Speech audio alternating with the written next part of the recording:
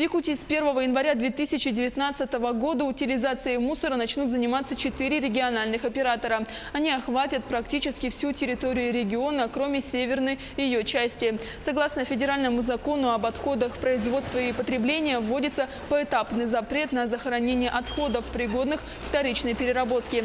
Предполагается раздельный сбор мусора. В центральной зоне выбран региональный оператор Якутск Экосети. В Якутске оператору предстоит обустроить новый полигон по захоронению твердых бытовых отходов, который будет располагаться на 26-м километре по Вилюйскому тракту. Прежний находится в 9 километрах от столицы. Его предстоит законсервировать.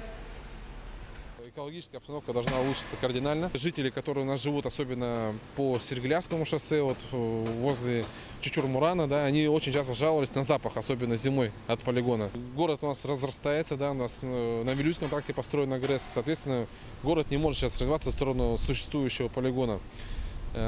Как только у нас заработает новый полигон, мы будем консервировать старый полигон, и, соответственно, влияние тех веществ, которые выделяются на старом полигоне, он будет в течение 5 лет минимизироваться на гражданах.